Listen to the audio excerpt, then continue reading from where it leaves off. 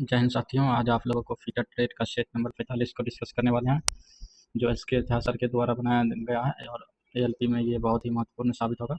चलिए आप सभी को डिस्कशन करवाते हैं। देखिए, पहला क्वेश्चन है, निम्न में से किस धातु का प्रयोग हेक्सा ब्लेड बनाया जाता है, मतलब किस धातु का प्रयोग करके हेक्सा ब्लेड बनाया जाता है। तो ये देखिए, hexa blade high carbon steel, low alloy steel और हाई स्पीड स्टील, ये सभी का बनाया जाता है। और हेक्सा ब्लेड का हार्डनेस जो है 59 HRC से 65 HRC होता है। लेथ मशीन संचायन में फीड रॉड डैश पर लगाई जाती है। लेथ मशीन संचायन में फीड रॉड जो है ये ऑटोमेटिक टर्निंग के रेंज में लगाया जाता है, ऑटोमेटिक टर्निंग के रेंज में।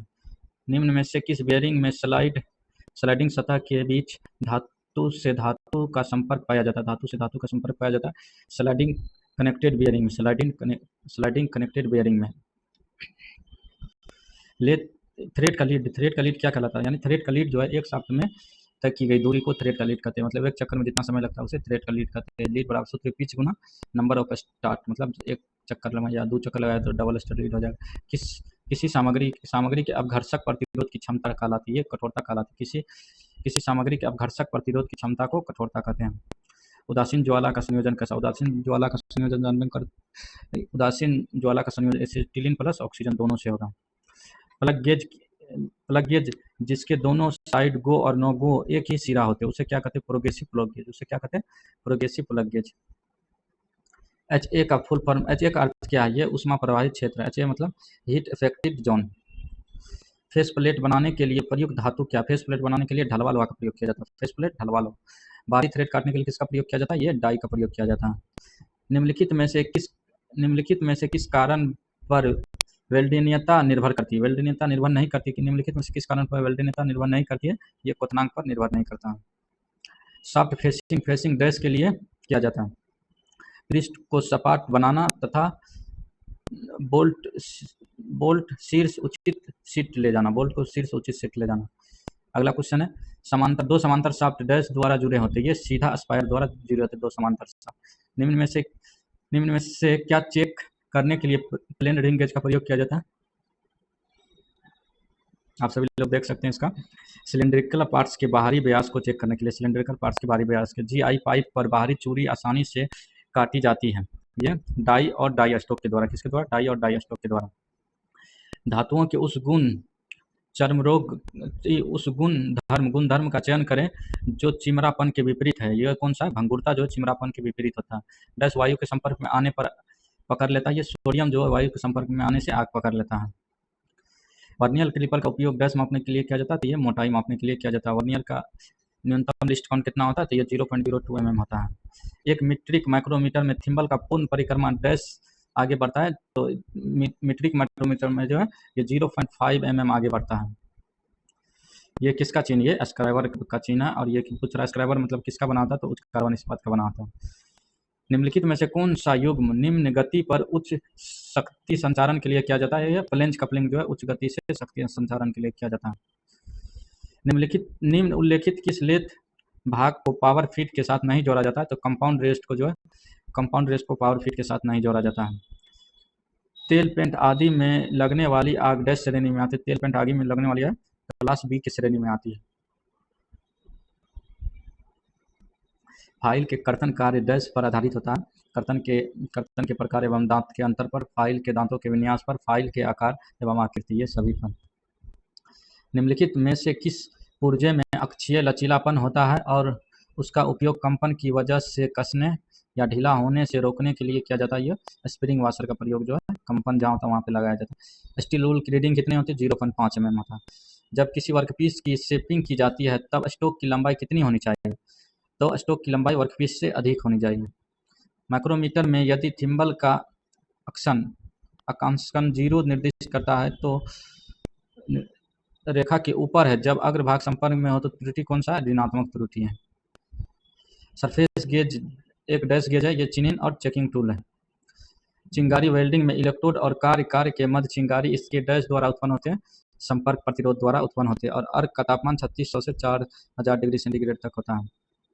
फोर्जिंग में लाल रंग तब दिखाई देता है जब तापमान 700 डिग्री तक हो जाता है, तब फोर्जिंग में लाल रंग दिखाई देता है। भारी कार्यों के लिए इस्तेमाल किए जाने वाला ड्रिलिंग मशीन कौन सा है, त्रिज्यीय यानी रेडियल ड्रिलिंग मशीन है भारी कार्य के लिए। कैल्शियम और सोडियम एक प्रकार का क्या है? ठोस स्नेहक। ठोस स्नेहक है। ठोस स्नेहक में देख लीजिए ग्रेफाइट, साबुन, पत्थर, टालफ्रेंच, चौक इत्यादि। निम्न में से कौन सी विधि हॉल में टूटे टेप को निकालने की नहीं है? टेप एक्सट्रैक्टर के द्वारा। टेप एक्सट्रैक्टर जो है ये टेप निकालने की विधि नहीं है।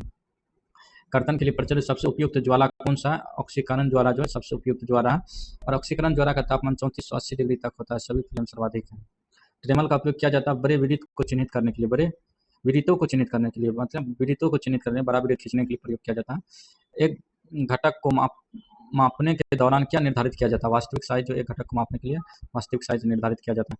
एक्सटेंशन रोड डैश के लिए अतिरिक्त विशेषता है। आंतरिक माइक्रोमीटर के लिए जो एक्सटेंशन रोड अतिरिक्त विशेषता है। भारी गहरे कर्तन का रेक कोण कितना होता है? रेक कोण क्या होता है? ऋणात्मक होता है। भारी गहरे कर्तन का रेक कोण ऋणात्मक होता है।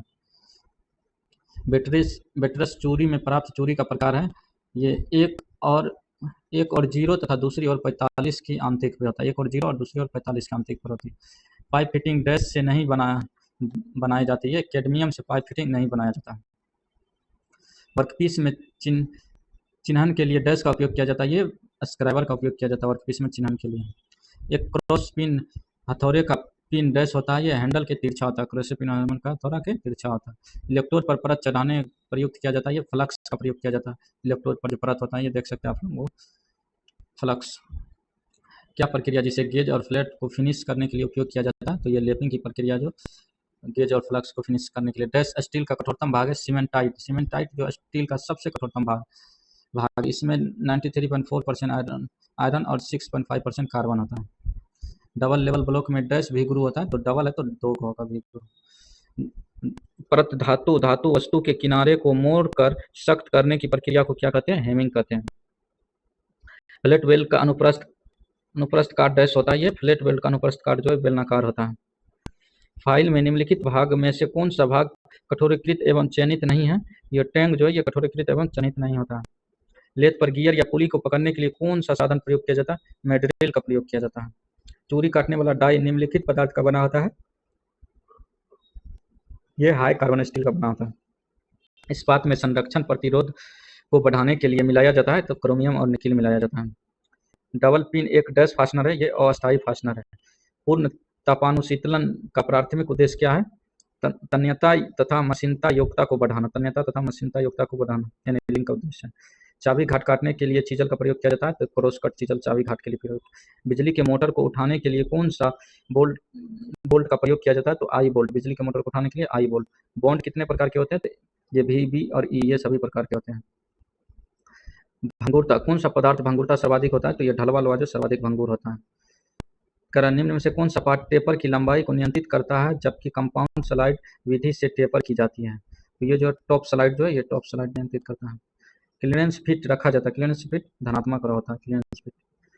निम्नलिखित प्रक्रिया में से किस प्रक्रिया द्वारा स्लिप गेज को एक साथ जोड़ा जाता है? तो रिंगिंग प्रोसेस के द्वारा जो स्लिप गेज को एक साथ जोड़ा जाता है।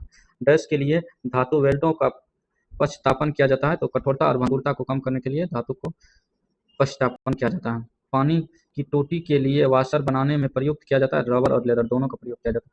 मोटर का फ्रैंक शाफ्ट किससे बना होता है? तो ये निकेल क्रोमियम स्टील से। मोटर का Frank shaft nickel chromium steel से बना। अर्क वेल्डन में अर्क की लंबाई होती है, लंबाई लगभग डैश के बराबर होती है। तो व्यास के बराबर होती है। एक स्नेहक मुख्य रूप से किस लिए प्रयोग किया जाता है? धातु की सतह को रगड़ से बचने के लिए। स्नेहक का प्रयोग किस लिए किया जाता है? धातु की सतह को रगड़ से बचने के लिए। शाफ्ट के लिए बेयरिंग में समान तौर पर किस बोल्ट का प्रयोग किया जाता है? तो वर्गाकार सीट बोल्ट का प्रयोग किया जाता है। वर्गाकार सीट बोल्ट। निम्न में से कौन सा बेयरिंग एंटी फ्रिक्शन बेयरिंग नहीं है? तो ये जनरल बेयरिंग जो एंटी फ्रिक्शन बेयरिंग नहीं है।